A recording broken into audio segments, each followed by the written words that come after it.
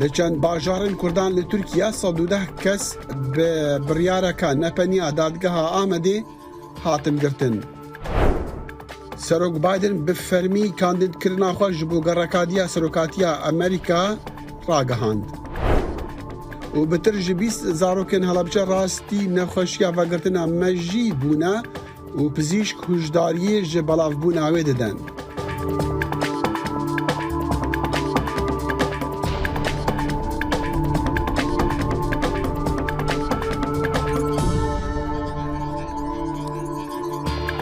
بورزن گرم بخیر هاتن برنامه دیا کورت کنکشن جدنگی امریکا لواشنطن.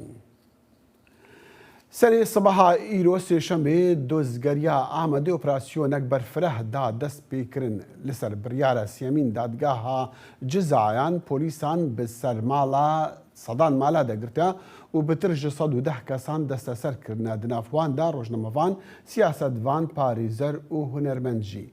بارویا آمدی دست نشان کرد و دزگری بریارک نپندایا لسر وی دوسی او نزانن که او بچی سوجی هاتنا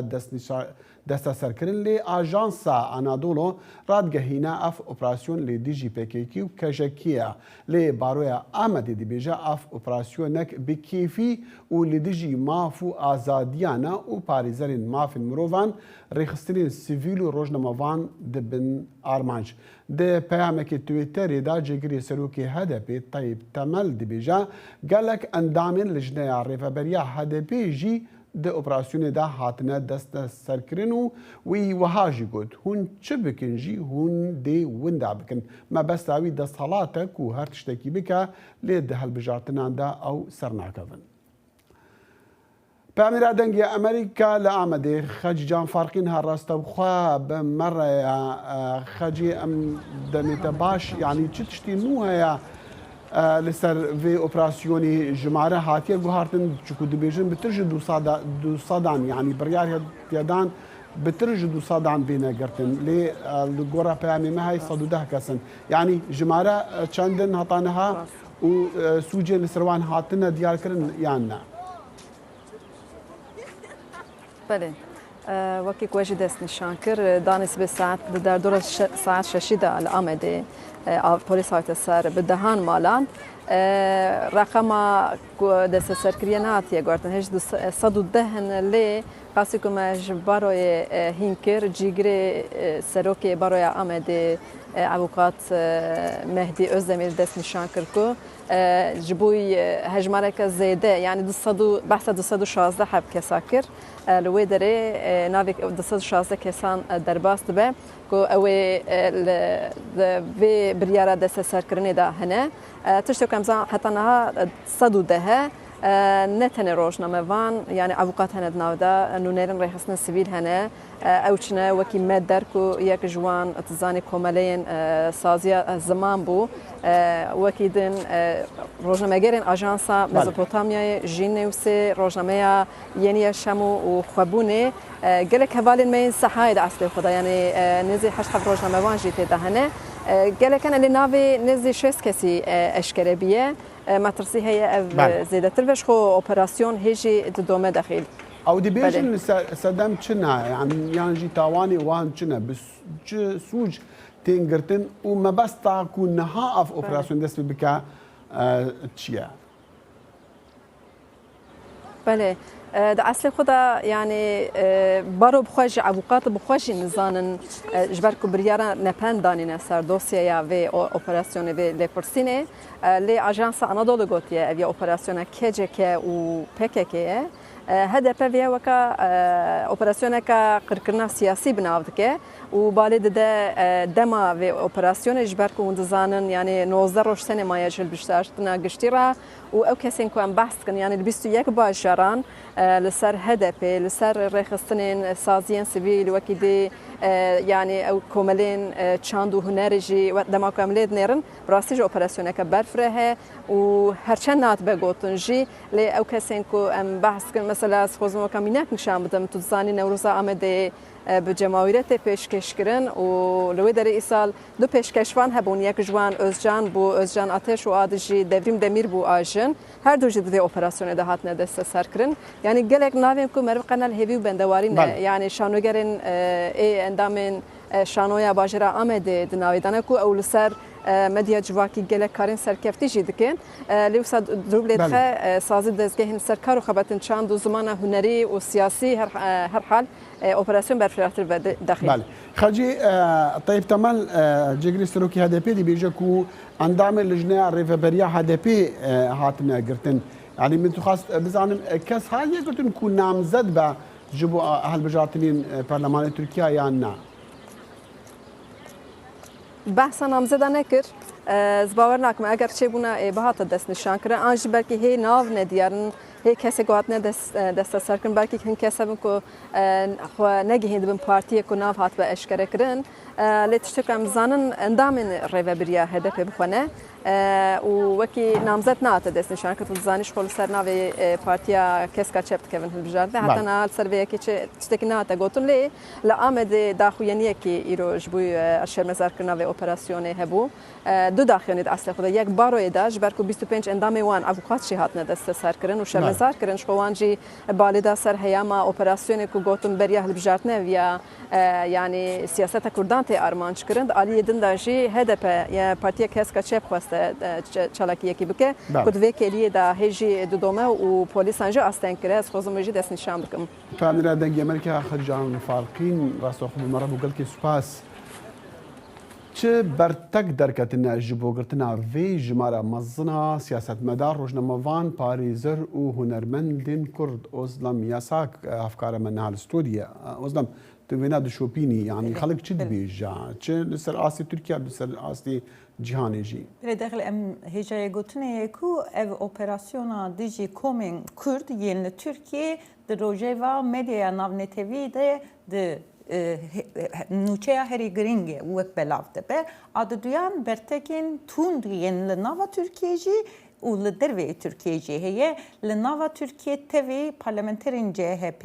رخصتنین مافا وک رخصتنا مافین مروان بارویا و کومن هنرمند و کومن هنری و زمانین کردی بداخویانیان مشان و برتک نشاندان و گوتون کو دوا همو داخویانیان دا تشتا تی دردکه و پیش او کو دبیجن او من پکرنه که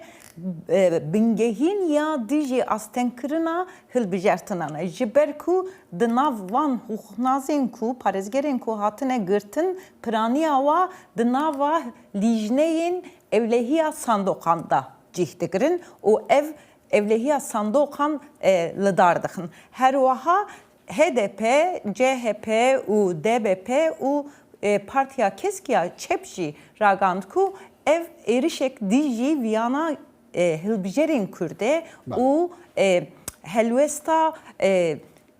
dizina sandokan u Viyana gele. Her vahat asta navnetevi deji Amnesty International u Human Rights Watch liser hesabın khune medya civaki gotun ku ev liser dosyayı briyara nepeni heye jiberve yekeji em sedem hin nizanın le be eşkereyi ev brengeki eşkere bin pekirna heza desilatdariye u beriya hıl bijartınan şevaz ektirsandın u çevsandıneye. بله چی دی هر سر مثلا هل بجاتنا جبري كو اف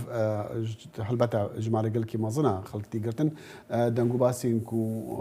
اجانس الدنيا بتاع جي بي بي سي قال كي بحث كريا لي فيديو نوان در نكتنا كو دما بسر سروان اواد سروان جاده مال وان دتي قرتن قالك جبركو orta seviyede u be haber hate be nuçe hatiye قرتن للسر ميديا جواكي هناك malbat u هناك فيديوين Küçük Venete yaşandın. Dahil ev Bolivya le Rojava Hılbijartı'nın Türkiye'de Ligor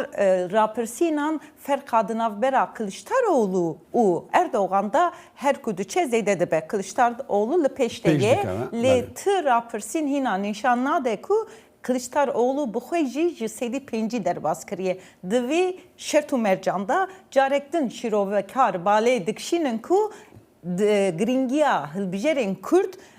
پرگرینگه و دبکو او اپراسیون جی وک چوساندنک جبر و یکی وره پک هاتیه. بله البته مثلا گرتنا وان ویچندی قازان جیان زره بگین اردوغان دی و بابت کی دی با ازدم یا سگل که سپاس. سپاس دکم دخیل سپاس. لا يعني سياسي ونامزتين هالبجاتين تركيا رودكن دنگدرين كرد هطا بارتين دس هالادار وين اوبوزيسيون يجي سوزان ددن بكيمي ين سوزن آزادية بكار إنانا زماني كردي يانجي زماني كردي ببا زمانه كي فرمي لتركيا بارتين سر بكردان جي بلاتفورما زماني كردي دامز راندنا افديشان دي دنگدرين كرد قايل بكا عدنان فراد جواكناس و زمانزان بمريا دم باش كاكي عدنان بري ام بحثي مثلا زمان بكونوا سوزين لعنين سياسي ما دخواست ام باوريات تورغرن لسر اوبراسيونا ايرو كو هاتي كرن لباجارن كردان وقرتنا جماركا مظن اخلكي تتكاري چي بيجي لسر فينا دوی پروسسا هلبجارتنه ده اقتدار دخوازه کو شریکین خو ممنون بکه وکی کو ام دزانن نزدیکی 10 ساله کو اقتدار شرکین خو ترکیه کو هرتیه هم لناف ولات هم شیل دربه ولات دناف ترکیه ده به ابن کد بجن افراسیا پاریس و دولت کل وان خودی شریکه و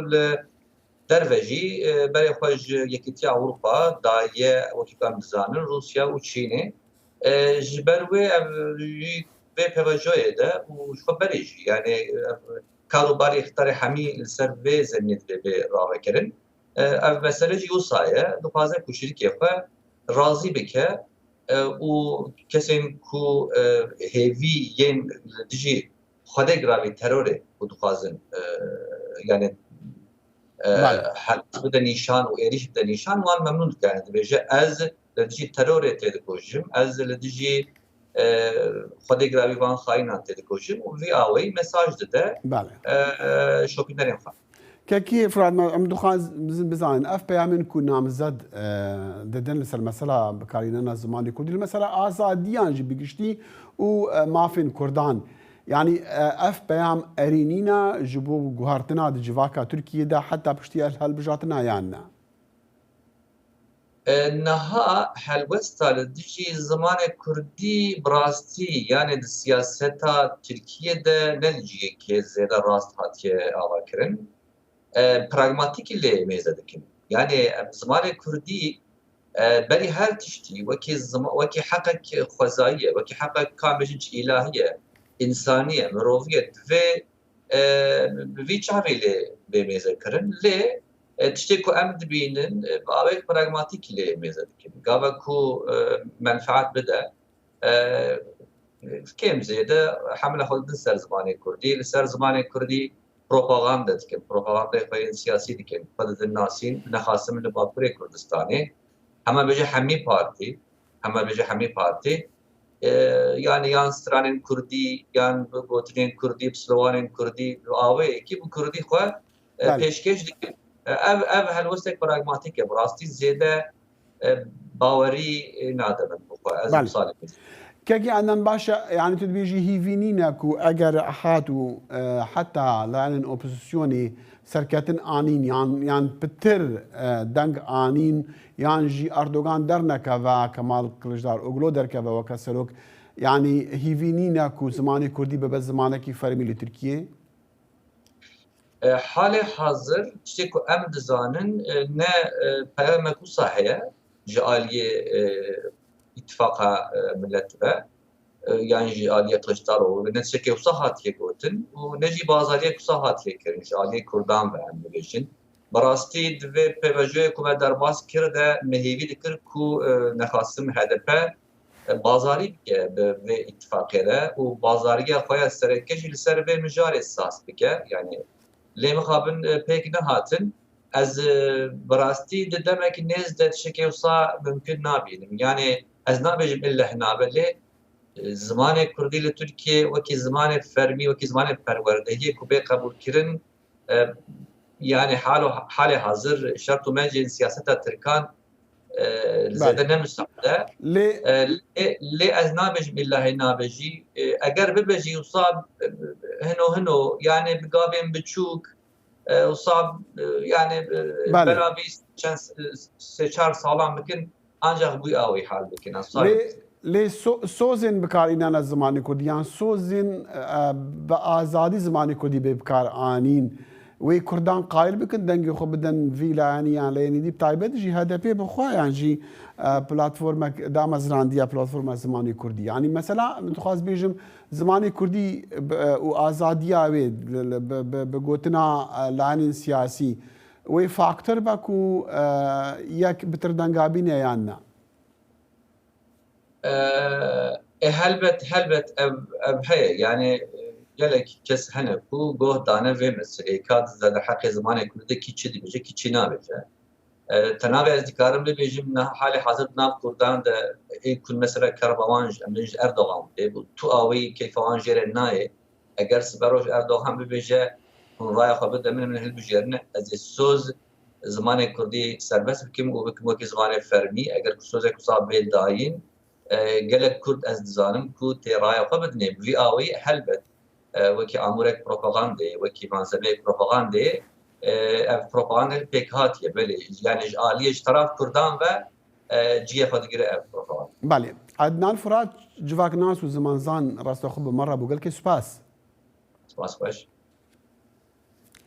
باجار سامسوری ترکیه بر بزیان هری مزنا ارتجا مها دو شباتی کتیا لدمکی کو هشتا آواهین باجار حرفتین و خلق نکاره هر ناف مال خو او دی بیجن هل بجاتنین دهاتین لترکیه نخماوانن پارتین سیاسی جی کمپینین ببی قربالغی لوردکن پامیر دنگی امریکا خلیجان فارقی نفراپورت شاندیا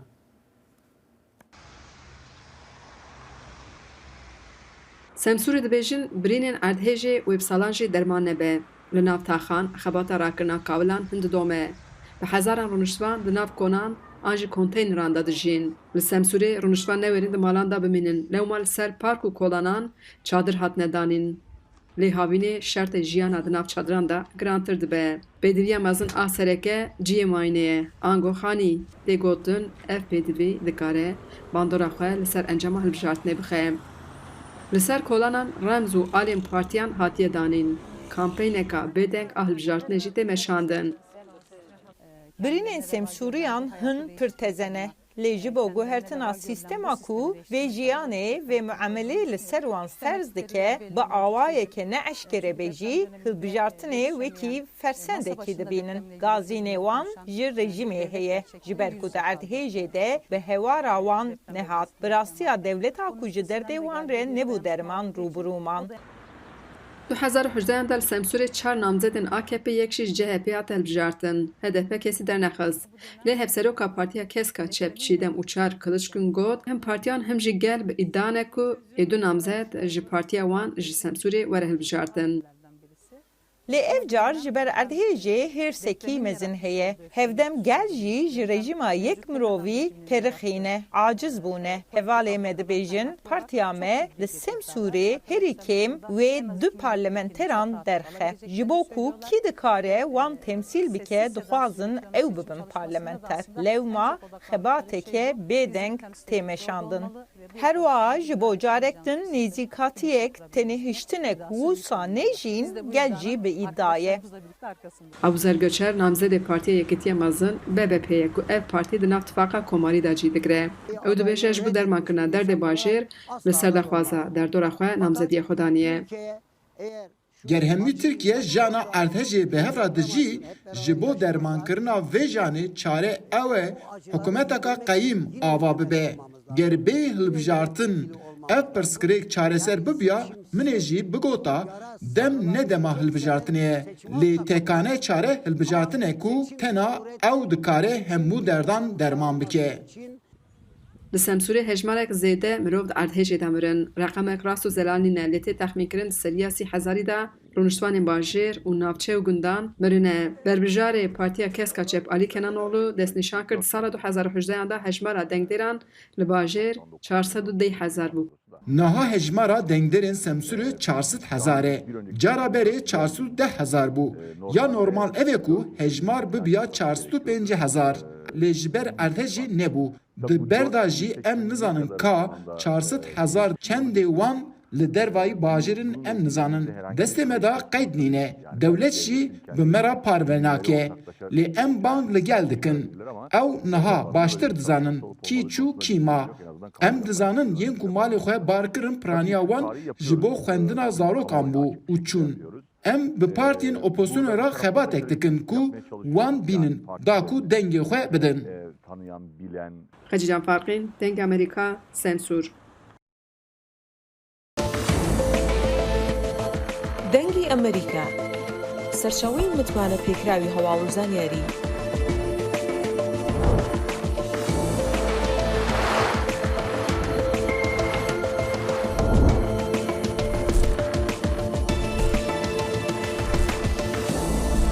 لە ماڵپەڕ و تۆڕە کۆمەڵایەتیەکانی دەنگی ئەمریکاوە ئاگاداری هەواڵ و گۆڕانکاریەکانی جیهان بە.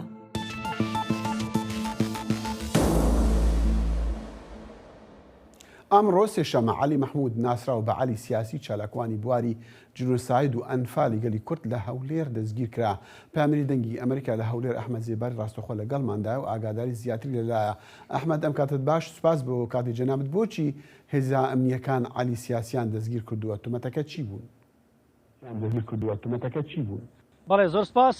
دەخیل، ینی ئەو تومەتانەی کە دەخرێنە پاڵ عەلی مەحموود ناسراو بە عەلی سیاسی ئەوەیە بەپێی مادەی 406 لە یاسای سزادانی عێراقی کە داڵدەی بکوژی داوە، بکوژێک لە نێو ماڵەکەیدا بووە، دەگوترێت عەلی سیاسی داڵدەی داوە. عەلی سیاسیش بەپێی مادەی 273 لە یاسای سزادانی عێراقی کە تایبەتە بە داڵدەدان دەستگیر کراوە. یعنی پێشی من بێمە نێو بەرنامە دەخیل قسەم لەگەڵ پارێزگاری هەولێر ئومێد خۆشناو کرد. ئومێد خۆشناو بە دەنگی ئەمریکای وت ئەمە هیچ پەیوەندیەکی بە بابەتی سیاسی و کۆمەڵایەتی و هەڵویست و ڕەخنەکانی عەلی سیاسیەوە نین، چونکە عەلی سیاسی کەسێکی زۆر ڕەخنەگرە، بەردەوام ڕەخنە دەگرێت. ئەمە هیچ گوتی پەیوەندی بەوەوە نییە کە ڕەخنە دەگرێت، پەیوەندی بە سیاست بابەتی سیاسی و کۆمەڵایەتیەوە نیەوە، تەنها بکوژێک لە نێو ماڵەکەیدا بووە. هێز ئەمنیەکانیش ئەو بکوژەیان دەستەسەر کردووە، عەلی سیاسیشیان بە هەمان شێوە دەستەسەر کردووە. لێکۆڵینەوە لەگەڵ عەلی سیاسی و ئەو بکوژە بەردەوامە. دەخیل من لەبەر ئەوەی پێشتر باسی قایمەقامی هەولێری کردبوو عەلی سیاسی وتبووی ئەو کەسەی کە ماڵی خاڵمی ئەنفال کرد ئێستا کوڕەکەی قایمەقامی هەولێرە، پەیوەندیمان بە قایمەقامی هەولێرە کرد بەڵام بەردەست نەبوو. هەمان پرسیارمان ئاراستەی پارێزگاری هەولێر کرد، وتمانە عەلی سیاسی ئەم هەڵویستەی هەبووە. ئەویش وتی هیچ پەیوەندیەکی بۆ بابەتەوە نییە، تەنها بکوژێکە و لە نێو ماڵەکەیدا بووە و دەستەسەر کراوە لەگەڵ عەلی سیاسیش. لێکۆڵینەوەکان لەو بارەیەوە بەردەوامیان دەبێ. بەڵێ باشە، هاوڕێ و کەسوکاری ئەو چ گومان دەکەن؟ چی ئەگەر تۆ ئاگادار بی ئەوانە ڕاگەاندنێکیان شتێکیان گوتبێ؟ بەڵێ قسەم لەگەڵ هاوڕێ و کەسوکاری عەلی سیاسی ئەوانەی کە نزیکن لە عەلی سیاسیەوە کردووە، شێوازی دەستگیرکردنی عەلی سیاسی بە نایاسایی لە قەڵام دەدەن و پێیان وایە عەلی سیاسی هەموو جارێک ئەگەر تەلەفۆنی بۆ بکرێ بە یەک تەلەفۆن دەچێتە بنکەکانی پۆلیس و ئاسایش و هەموو ئیفادەیەک دەدا، هەموو قسەیەک کە سەبارەت بە هەر بابەتێک ڕوونکردنەوە دەدا، بۆیە شێوازی دەستگیرکردنەکەی نایاساییە. ئەوان دەڵێن بابەتێکی سیاسیە لە بەرگێکی قانونیدا، توڵەیەکی سیاسی لە بەرگێکی قانونیدا، بۆیە بەردەوام من لەسەر ئەم پرسەیە و پارێزەریشیان بۆ گرتووە کە بڕیار وایە سوبەی پارێزەرەکانیان دەست بە دواداچوونی ورتر لەسەر ئەم پرسەیە بکەن. ئێستا عەلی سیاسی لەلایەن هێزە ئەمنیەکانەوە لێکۆڵینەوەی بەردەوامی لەگەڵدا دەکرێت. بەڵێ باشە ئەحمەد، دەمویست بزانم ئەم کەسەکە بە ناوی عەلی مەحموود و عەلی سیاسی ناوڕە کەسێکی چالاکە و ئەکتیڤیشتە و وەکو گوتت لە بواری جنۆساید و ئەنفالش، بەڵام لە ڕووی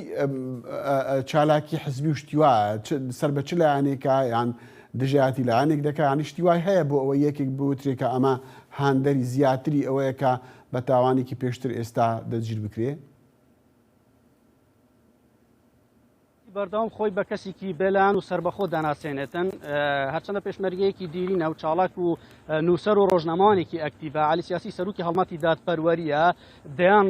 خۆپێشاندان و گردبوونەوە و کۆنگرەی ڕۆژنامەوانی هەیە لە پێش بارگەی کۆنسڵخانەکان، لە پێش بارگەی حکوومەتی یاریمی کوردستان، پارلەمانی کوردستان، هەڵمەتێکی بەرفراوانی دادپەروەریە. تەنانەت ماوەکانی ڕابردوودا من کاتێک بۆ لێدوانێکی ڕۆژنامەوانی سەردانی ماڵی عەلی سیاسیم کردووە، ئەو ماڵێک کە لە گەڕەکی عەدالەیە لە هەمان ئەو ماڵەدا کە دەستگیر کراوە. ژمارەیەکی بەرچاو لە پۆستەرەکانم لە نێو ماڵەکەیدا بینی، پۆستەر لەسەر ئەو پۆستەرانە بەردەوام باسی یەکسانی و عەدالەت دەکات. عەلی سیاسی یەکێک لەو کەسانەیە کە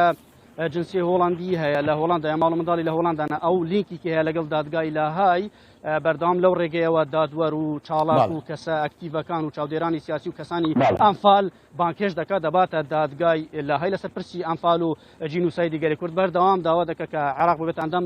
لە دادگای لاهای بۆ پرسی ئەمفال بە جینوساید بناسرێت چەندین چاڵکی لە دژی حکوومەتەکانی تورکیا ئێران کردووە لەگەڵ پرسەکانی کورد لە هەولێر سلێمانی دۆهۆک بەردەوام لە نێو چاڵکیدا بووە چاڵکیەکانی علی سیاسی بە شێوەیەکی بەرفراوان هەن کە خۆی سەرپەرشتی ئەو جۆرە چاڵکیانە دەکات بەردەوام داوای دادپەروەری دەکات داوا دەکات کە لە هەرێمی کوردستاندا ئەو جاش و مستەشارانی مەبەست ئەو لەو جاش و مستەشارانی ئەوانەی کە پێشتر پەیوەندیان لەگەڵ ڕژێمی بەعسی عێراقیەوە هەبوو ئەو جاش و مستەشارانە بە ئازادانە نەسوڕێنەوە کە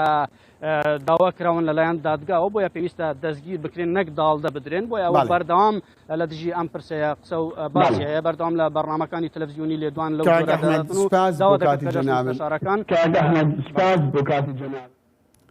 زۆر سپاس ئەحمەد کاتەکەمان ئەوەندە ڕێگامان پێداداتن زۆر سپاس. بەڵاوبوونەوەی ڤیددیۆی مەشقکردنی هێزێکی سەر بە پارتی سۆشیال دموکرات لە گوندی گوڵەخانە لەلایەن ژمارەیەک ڕاوێژکاری ئێرانیەوە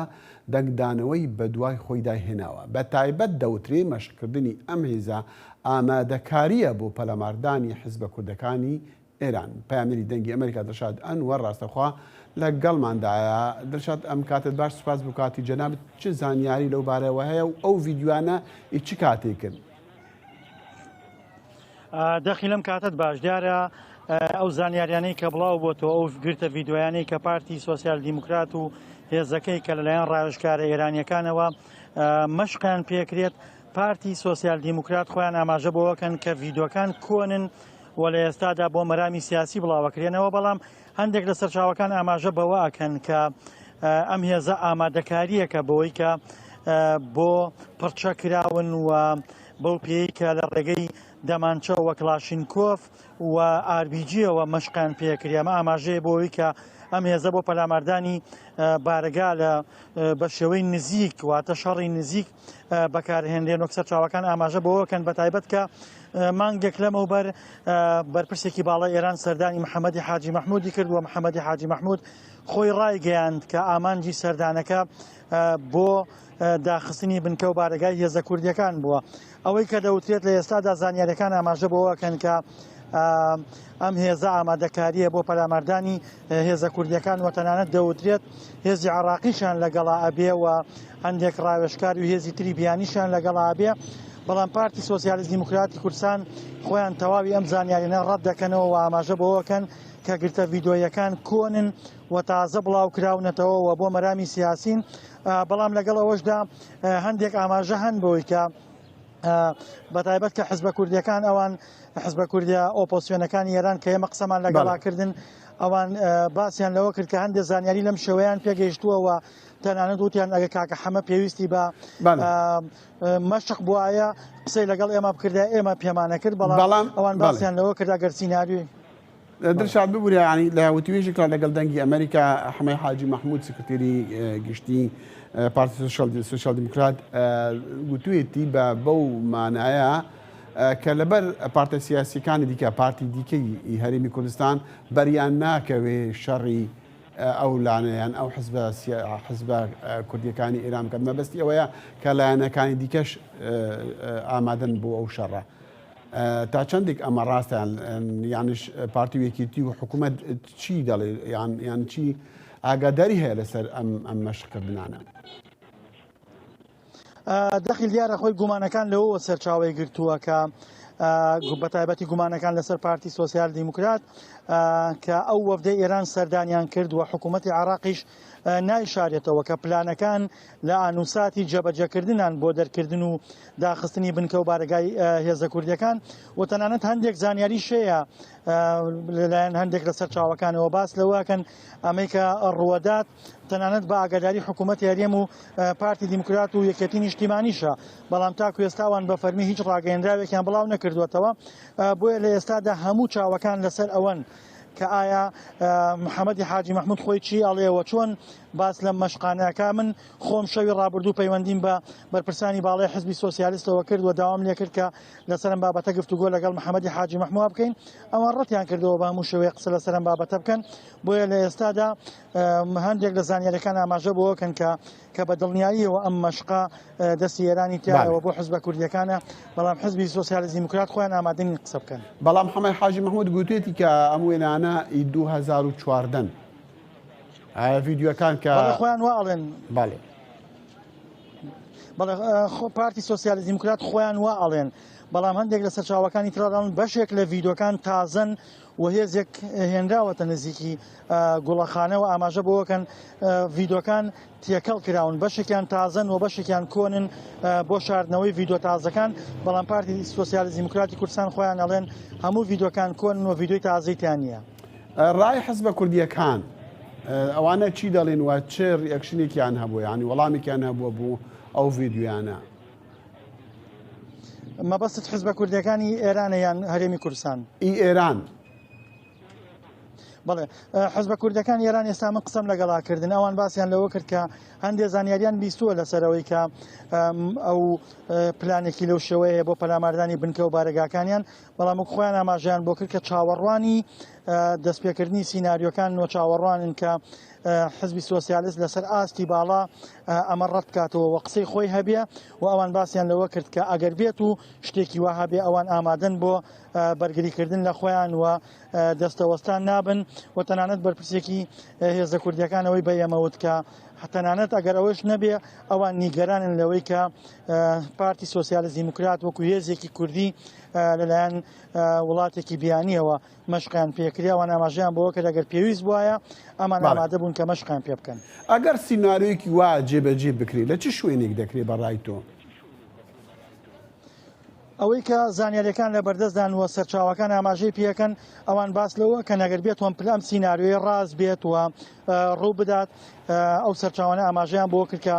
ڕەنگە سیناریۆکان لە هەموو قۆڵەکانەوە هەموو بنکە و بارگای هێزە کوردیەکان تەنانەت بە دیوی هەولێریشەوە بگرێتەوە هەولێر سنووری هەولێر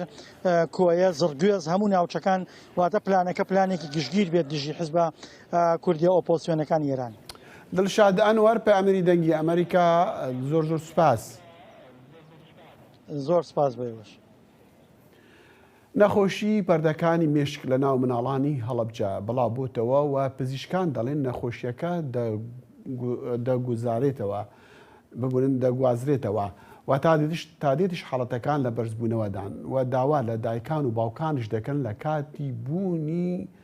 یان کاتی بوونی یان دیاربوونی نیشانەکانی ئەم نەخۆشیە سەردانی نەخۆشخانەکان بکەن. پەیامەری دەنگی ئەمریکا لە هەڵەبجە فەرحان هەورەمان ئەم بەدواچوونەی کردووە.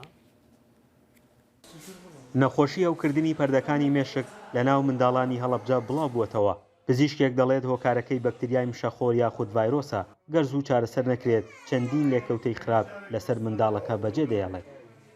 ئەگەر بێت و بە زووی ئەو دایک و باوکانە نەیەن بەسەر دەمیەوە یعنی ئەگەر ئەو دایک و باوکانە کە بزان مناڵەکانیان یەکێک لە نیشانەکانی هەیە تەخیری کە نەچن بە دەمیەوە لە داهاتووە ئێمە ترسی ئەومان هەیە کە ماکەکانی بەجێ بمێنێ لەسەر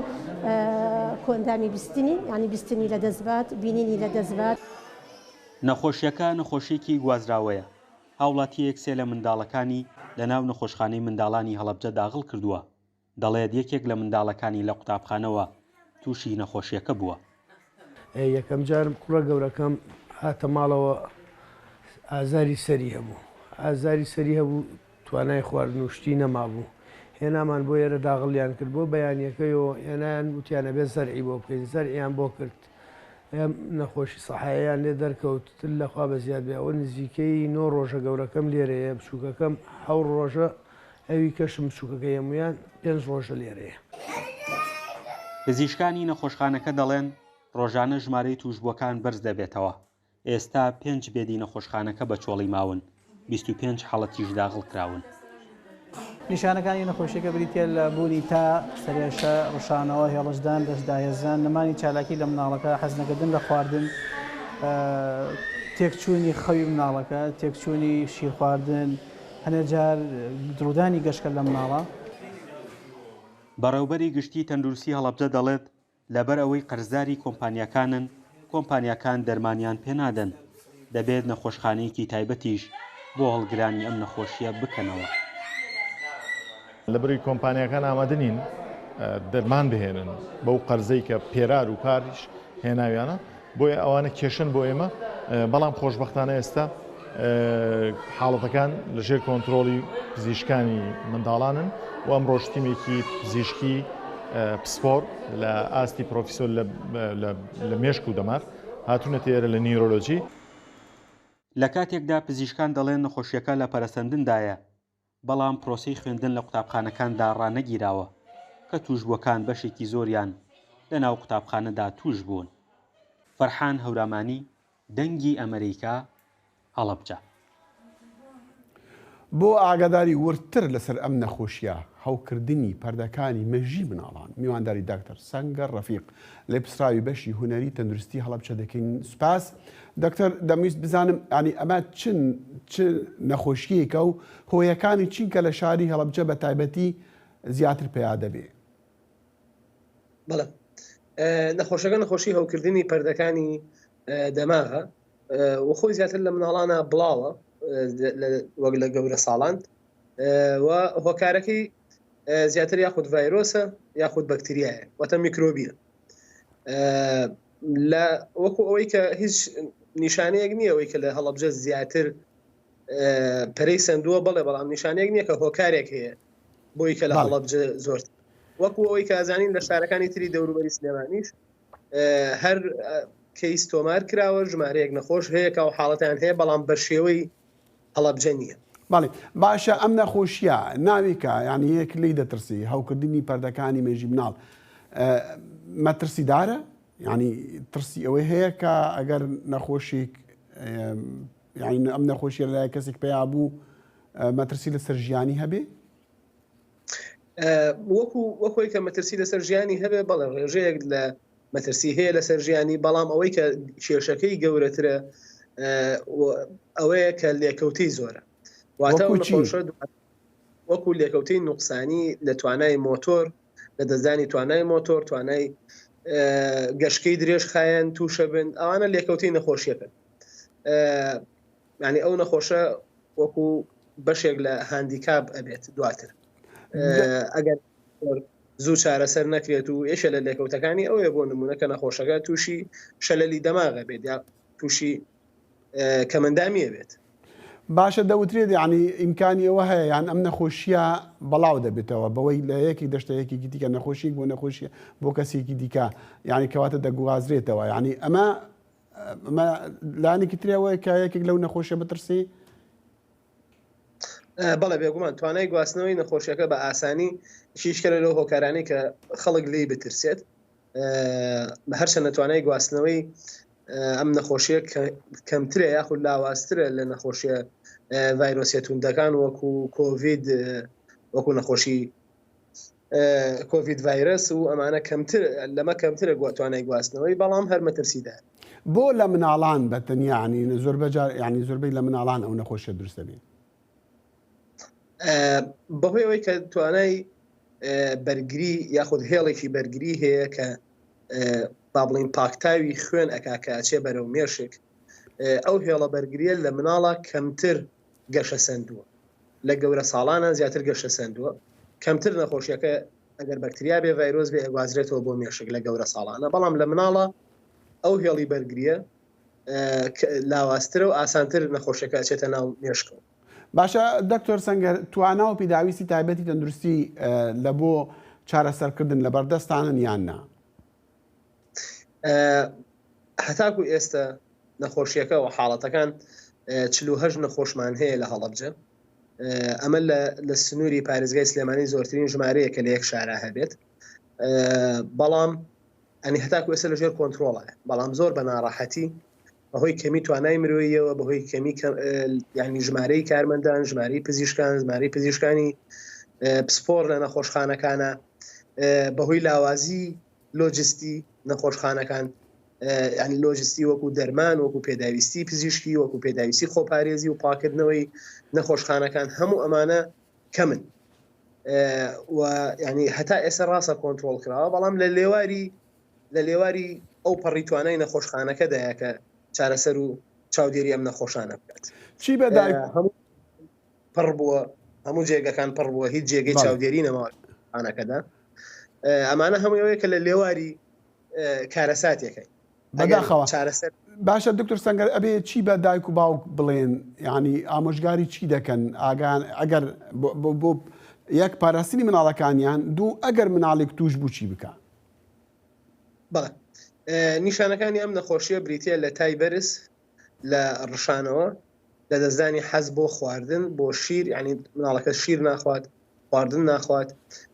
و تای بەهێز و هەندێک جاریش گەشتکە یەکێکە لە نیشانەکان ئەگەر ئەم نیشانانەی هەبوو ڕاستەوخۆ بێ پزیشکی پسپۆر بیبینێت خۆلا بندەوەی کە لە خۆیانەوە چارەسەر بە مناڵەکان بدەن یا چارەسەری سەرزارێکی چارەسەری سەرەتایی بۆ نەخۆشەکە بکەن لە شوێنی تر ئەمە یەکەم دووەمیش بۆ خۆپارێزی گرنگەوەیە کە مناڵەکان لە قەڵەباڵغیان نەبن دوورکەونەوەی کە مناڵ بەرنە قەڵەباڵغیەوە وەکو مەکتەب و خوێندن و ئەمانە ئەوە لە دەسەڵاتی سەروترایە کە بڕیار ئەدەن کە مەکتەب ڕاگرن بەهۆی ئەم حاڵەتەوە هەرچەندە ئەمە ینی بەژمار پێشماری نەخۆشەکان بێ بۆ ڕووبەری ئەم شارە ئەوە لە 100% ئیندیمیکە و نەخۆشیێکی بڵاو بۆیە حاڵەتەکان وەزارەتی تەندروستی هەرێم یانی عێراق چی دەڵێ لەم بارەوە ئامۆژگاری ئەوانە دەڵێن ئەمە پەندەمیکەیاننا بەڵێ بەتەشید وەزارەتی تەندروستی کوردستان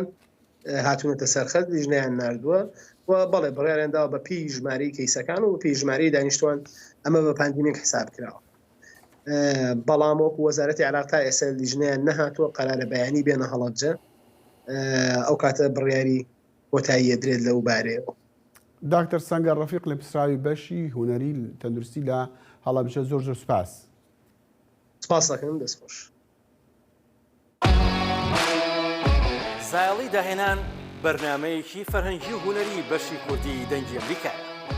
من ئاسۆ جەبار لە واشنگتن دیسیەوە هەردوو هەفتە جارێک دەبمە میوانی ماڵەکانتان لەگەڵمان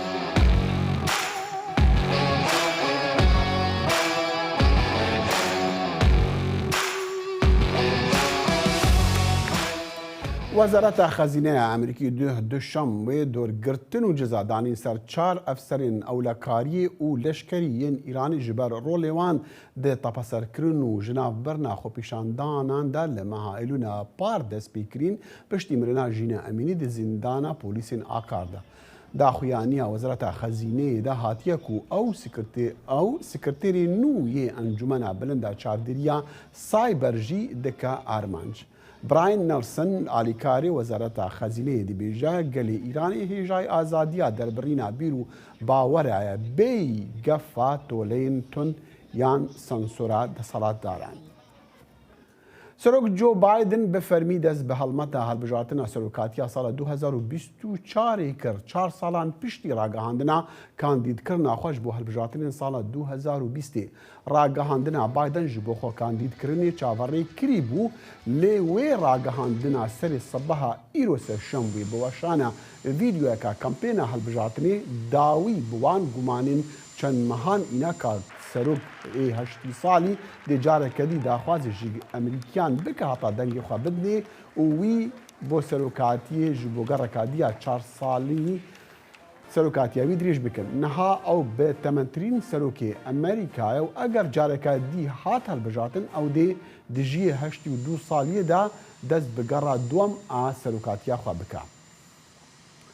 ئەنتۆنی کوترەیش سکرتێری گشتی نەتەوێنی گرتی دوشەمبێ ڕاگەهاند و ئەگەر چی وڵاتین بیانی ji Sudanê derdikevin lê netewênî girtî ji Sudanê dernakeve. Lê New Yorkê Guterres got me soz daye gelê Sudanê ku em ê piştevaniya hêvî û daxwazên wan yên aştiyê û paşa rojeka bi tenahî bikin. Wî hûşdarî da ji agirekî bikaresat ku dibe hemû herêmê jî vegire. Wî rijdî li 15 welatên Encûmenê Asayîşa Netewênî girtî kir heta desalatên xwe li ser her du aliyên şerê Sudanê bikar bînin ji bo rêgirtinê lê wêrankariyeka yan li wêrankariya vî welatî.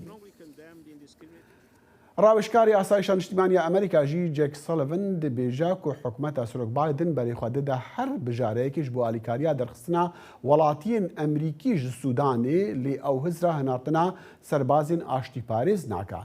سلێڤان گۆتژی ژە ئەمریکا ڕان نەکارێکی پراکتیکە سەربازان بهێنێتە دەڤەرێن شەڕانج بۆ دەرخستنە وڵاتیان ئەمریکی ما ئەو کار لە لیبیا نەکرد لە سووریا نەکردە لە یەمەنی نەکرد و لە ئۆکراینەژی نەکردە ئەفغانستان نەبە چونکو حالەتێک تایبەت بوو. سلێڤان ئەف داخوایانیدا لێ دەمێک و حکومەتی بیانی بە سەدان دیپلۆمات و هەوڵاتیان خوا بە فڕۆکان ژە سوودانی دەردەخن هەفدەمێ شەڕێن گران لەوی وڵاتی. ئەمریکا دیپلۆمات و کارمەندێن خوا هەر زوو پشتی دەستپێکردنا شەڕان لە 15 وێمەهەی ژە خەرتوومێ دەرخستنە. لە کاتێکدا وڵات بیانیەکان دیپلۆماتکارەکان بە سەلامەتی لە سوودان دەگوازنەوە بۆ شوێنی ئارامیانش بۆ وڵاتەکانیان داوا لە هاوڵاتیانی ئەمریکی دەکرێت کە هێشتا لەو وڵاتەدا گیریان خواردووە لە شوێنی خۆیان بمێنەوە و چاودێری پەیوەندیەکانی فەرمی حکومەتی ئەمریکا بکەن. چەند کاتژمێرێک پاش گواستنەوەی دیپلۆماتکارانی ئەمریکا وڵاتانی دیکە بە سەلامەتی لە سوودان وێنە هێزەکانی پشتیوانی خێران نمچە سەربازی سوودان و سەرکردەکەیان محەممەد حەمدان داقڵ و دەرکەوت لە نزیک کۆمەڵگەی کۆشکی سەرۆکایەتی سووداندا. دانی ئەمریکا ناتوانێت بە شێوەیەکی سەربەخۆ گرتە ڤیدیۆکان پشڕاست بکاتەوە، بەڵام راپۆرتەکان باز لەوە دەکەن شەڕی ناوخۆی قورس لە نێوان هێزەکانی پشتیوانی خێرا و هێزەکانی سوپای سوودان بەردەوامە. ڕیشی سۆناک سەرۆکوەزیرانی بەریتانیا ڕۆژی یەکشەمە لە تویتێکدا ڕایگەیاند کارمەندانی دیپلۆماسی بەریتانیا وڵاتەکەیان بەجێهێشتووە. کۆلۆنێڵی خانەنشینکرا و ستیڤ گانیارد بە کەناڵی ABC ڕاگەیاند ئەمریکا لە ئیستاوە هەڵسەنگاندن بۆ چۆنێتی پشتگیریکردنی هەزاران هاوڵاتی ئەمریکی دەکات کە لە دوای خۆیان بەجێ ماون. پەنتەگۆن شەوی ڕابردوو گوتی ڕەنگە بتوانین بیر لە دانانی ڕێڕەوێکی سەلامەت بکەینەوە لە نێوان خەرتوم و بەندەری سوودان کە پێدەچێت فڕۆکەی بێفڕۆکەوان بەکاربهێنین تا ڕێگە بە هێزی دەریایی ئەمریکا بدات خەڵک لە ڕێگەی دەریاوە ببەنە دەرەوە. سیناتۆری دموکرات مارک وارنەر لە بەرنامەی ئەم هەفتەیە کەناڵی ABC وتی زۆربەی خەڵکی مەدەنی ئەمریکی هێشتا لە سوودانن، ئەوانەی کە ئەمریکی بەڕێگە سوودانین و کارمەندی فریاگوزارین. لە ڕاستیدا هەوڵێکی نەتەوەیەگرتوەکان هەیە بۆ ئەوەی خەڵک لە خەرتوم لە ڕێگەی ڕێڕەوێکی وشکانیەوە دەربهێنن. دەزانم ئێمە لەگەڵ زۆرێک لە هاوکارە نێودەوڵەتیەکان کار دەکەین. لەم حاڵەتەدا هاوبەشەکانی ڕۆژهەڵاتی ناوەڕاست تەنانەت من باوەڕم وایە بەکارکردن لەگەڵ چین و ئەوروپایەکان تا بڵێن پێویستە ڕێگەیەکی سڵامەت بۆ ئەو کارمەندە فریاگوزاریانە بدۆزینەوە بۆ دەرهێنانیان. واردنەر وتیشی بۆ ئیستا پێویستە بەردەوام بن لە خۆ حەشاردان لە شوێنی خۆیان. شرۆڤەکە ڕێبیکا هامڵتن لە ڕێگەی سکایپەوە بەدانی ئەمریکای ڕاگەیاند جیهان ناتوانێت پێویستی بە پەلەی نێوەندگیری بۆ هێنانەدی ئاگربەست لە پێناوگەلی سوودان لەبیر بکات. ئەوەی بەڕاستی سوودان پێویستی پێیەتی ئەوەی گەلی سوودان ماوەیەکی زۆرە پێمان دەڵێن بەڕاستی پرۆسەیەکی ئاشتی گشتگیرە کە بڕیارە سەخت و پڕ لە ئاڵۆزی بێت و کاتێکی زۆری دەوێت، بەڵام شایانی خەباتە بۆ گەیشتن بە دیموکراسیەکی بەردەوام. ڕۆژی یەکشەمەش لە فاتیکان با فرانسیس دوعای بۆ گەلی سوودان کرد. من بانگەوازی خۆم نوێ دەکەمەوە کە بە زووترین کات توندوتیژی ڕابگیرێت و ڕێگەی بەرەو گفتوگۆ دەست پێ بکاتەوە. بەرنامەی خۆراکی جیهانیش لە چەند ڕۆژی ڕابردوودا ڕایگەیاندووە ژمارێکی سەرنجڕاکێش لە منداڵان لە نێو ئەو پەنابەرانەدان کە لە ململانیەکان هەڵدێن کە دەست بەجێ پێویستیان بە ئاوی خواردنەوە هەیە. شایان پاشا بۆ راپۆرتی ڤێرۆنیکا بالدیراس ئیگلیسیاس دانی ئەمریکا واشنگتن. و شوێنەوار ناسین پیرۆ وی وڵاتی ئەمریکا لاتین مومیایەک ڤەدیتینە کووە دیارە تەمەنەوەی 1000 ساڵ بدنیان پتر و بەشێک ژێ پیست و پرچاوی مومیایی هێشتا وەکە خۆمایە. ئەو مومیان نەدیارە لاشی ژنەیان زەلامی بە لێ دیارەیە گەنجێکیە لە کۆمەڵگەها شوێنەوارین کاخ مارکویلا نێزیک باژارە لیما هاتیە دیتن. لە مەها 11 ئەف ساڵ تەرمێن 12 مەزنان هاتنە بەدیتن لە وەرباوەری هەیە هاتبنە کوشتن لەوی جیهی لە گۆڕاوان کەرەستەین سیرامیک و لە نێزیک تەرمی هاتنە دیتن شوێنەوارناس تەمەنی مومیایە ڤەدیتی دنێڤەرە 1100 هەتا 1200 ساڵادا تەخمین دکن و دبە یەن سەردەمی شارستانیا تا لیما بن. اف دیمنین کاری که درخستنا پاشماین دیروکینا لوی جیه نزیک پایتخت پیرو.